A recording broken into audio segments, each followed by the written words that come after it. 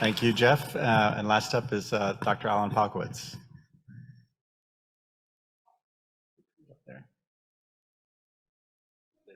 There you go. Okay. Well, good afternoon, everyone, and thank you very much to the organizers for the opportunity to share a little bit of information on our Treat AD Center. And what I want to do is keep it a little bit of a higher level so we can get into the panel discussion, but really put it in context of all the great fundamental science that's ongoing in the preclinical and the clinical space, and really where there's some great opportunity for productive synergies. Bruce in his introduction, talked a little bit about where we are in this journey to find new and effective therapies for Alzheimer's disease. Clearly, the disease was first characterized probably over 100 years ago, and there's been tremendous progress in understanding the disease, but certainly slower progress in finding new and effective therapies. And we're very lucky in this past year, I think, to reach a real pivotal event with the approval of Leqembi and hopefully donanemab coming soon as the first disease-modifying therapies. But we really know that this is a very complex problem, a long journey ahead of us to really find more complete solutions. And there's many open questions that hopefully further research will help us with: timing of treatment, understanding that everybody's disease is different. There's a great heterogeneity, and the genetics are telling us this. Talk about the predictability of animal models, translating from preclinical to the human space, and also the use of biomarkers and the growing need for more biomarkers to not only understand patients and the disease, but help guide us in clinical trials and studying the effectiveness of therapies. So certainly much more to do.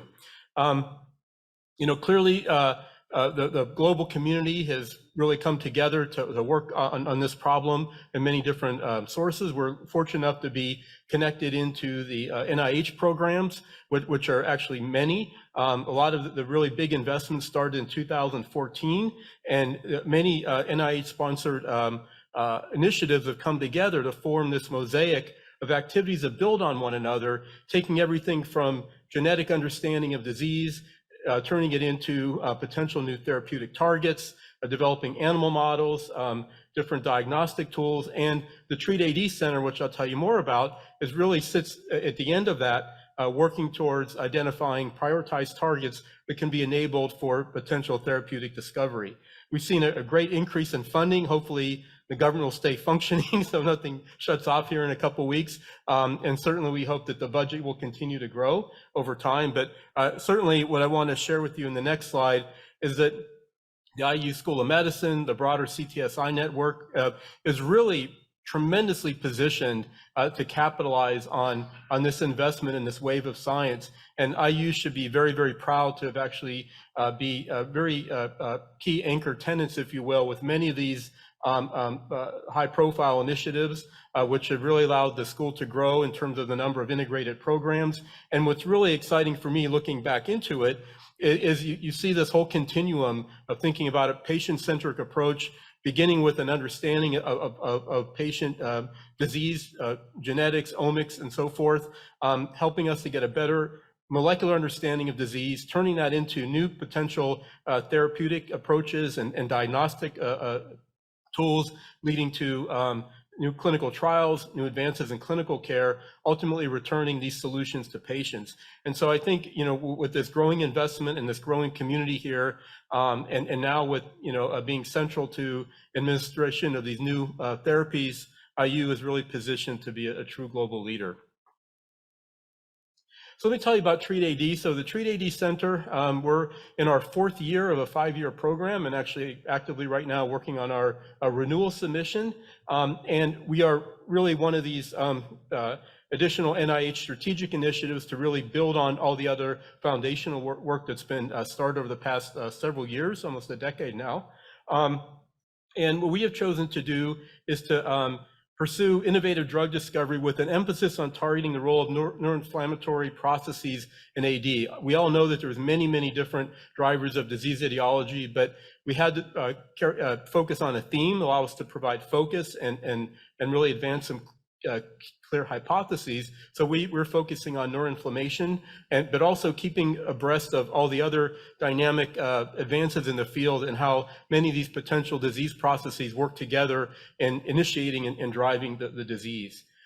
So really what we're doing is we're creating a portfolio of targets that represent these novel intervention hypotheses that reflect emerging disease understanding. We do advanced target validation and enablement studies, allow us to prioritize targets for drug discovery.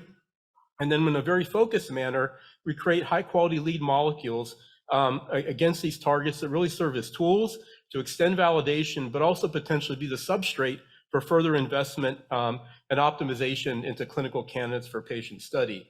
One of the great things about the NIH program, but it's also a bit of an ongoing challenge and requirement, is this whole area of open science, which allows our findings and those of the other consortium activities to be shared with the broader community in the form of tools, reagents, data that can really build on the findings and really help others advance their parallel science. So that's one of the things that we provide are these so-called target enablement packages for the different targets that we emphasize. We have a great team of leaders. Many of them are based here at IU. I co-lead the center with Bruce, as you heard earlier. But we have Kun Huang, who heads our bioinformatics and data sciences area. Andy Mestakar from Purdue is our structural biology and biophysicist. Jeff Daig is leading our assay development core. And our colleague Tim Richardson is leading the medicinal chemistry core. So the other, where this kind of comes together with other NIH initiatives, we talk about this sort of early discovery engine that's fueling new models, new insights to disease, new potential targets, early drug discovery. And then it really is meant to dovetail with other NIH programs, which are meant to take emerging molecules forward into advanced optimization and early clinical study. So really, we see the Treat AD efforts as being, driving towards continuing on in one of these additional development opportunities. These support the work not only of academics, but also of small companies as well. So this is a bit of the organization we have. If you take a step back, it looks a little bit what you might find in a biotech or a pharma company. You have sort of a management process over a number of integrated activities representing different scientific disciplines. So like I said before, we have bioinformatics, structural biology, assay development and screening, and then medicinal chemistry. And all of these groups work together on specific projects that bring together a cross-functional scientists necessary to take a research hypothesis around a target and then develop a molecule that modulates that target for further study in disease. As you know, we talk, this is a very complex world of vision, and this is only probably a small slice of how we see, the drivers of Alzheimer's disease. But we know there's, from a lot of very foundational work, going from where we understand healthy brain to a disease brain, as you find in Alzheimer's patients, there's elements of A-beta pathology, tau pathology, glial pathology, vascular pathology that really play significant roles. And as I mentioned before, we decided to focus our efforts on microglia initially, and their contribution into neuroinflammatory mechanisms of the disease. And this has led to our selection, shown at the bottom there, of a number of different targets that we're studying as nodes in signaling microglia in response to disease stimuli. This is also very strongly supported by a number of genetic studies that have been published over the past several years using Alzheimer's disease patient samples and age-matched controls through not only GWAS studies, sequencing and expression analysis, but also through now functional studies, understanding the role of a number of different risk genes, gene products that seem to implicate involvement or a contribution to the disease process. And this gives us a substrate of different targets that we have decided to study for disease. Now, not only are we pursuing drug discovery against some of these targets, but in parallel, working with Bruce and his team, are doing a number of animal studies in parallel where we knock in or knock out these genes to really understand phenotype. So that really helps us not only with validation, but also what to expect in terms of how our molecules may act as we enter them into disease model studies. So over the course of the past 4 years, we've been very active in advancing a number of these targets through the early process of drug discovery. We have a number of them that are now sort of at the end of the scope of Treat AD and are in the process of what we call these UL1 submission, these drug development grants, which we hope to be able to extend our work and convert promising molecules into potential clinical candidates for human validation. This is a little bit of a view of our strategy for renewal. We're actually about to submit this, I think, pretty soon, in the next week or so. But in the first version of Treat AD, as I mentioned, we've focused largely on microglia and largely focused on looking at small molecule modulators. But now, as we've learned and we've tried to keep up with the advances in the field, the new submission is now not only looking at microglia, but also looking at expanded scope, recognizing that this whole neuroinflammatory process is not just microglia or microglia involved, but also other companion cells, including astrocytes, neurons, and understanding how these interactions occur through the whole neuroinflammatory response. We're also want to understand how microglia and astrocyte biology in particular connect to tau and A-beta pathology. We know there's evidence of linkages there in terms of codependence. So understanding that could give us new insights to treating the disease. Is Jeff now part of our team? We're focusing more on target engagement biomarkers, which are going to be critical for guiding our efforts. We're expanding to new therapeutic modalities, so not just small molecules, but now we have capability for therapeutic antibodies as well as oligonucleotides, which give us an expanded way to explore the genome.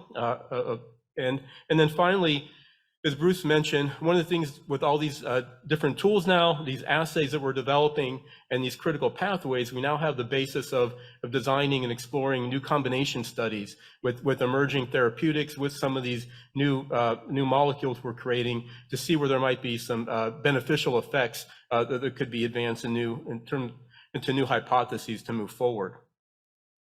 Well, in addition to this, what we're very excited to also be doing is recognizing that we are really excited about the science we're doing, but we really want to advance it to patients as fast as we can. So building on this foundation, we've also recently co-founded a company called Monument Biosciences, which is going to be very focused in taking some of the best output from this work and helping drive it to the clinic for study in patients. And so we have an initial founding team, which includes Bruce, myself, Jeff Daig, our colleague Tim Richardson, and a local entrepreneur, Derek Small. And we're very excited to be able to serve this as an example of what can be done from these types of capability and really find ways to advance innovation to patients beyond sort of the normal resources we would have available in a university setting. So much more to talk about that in the future.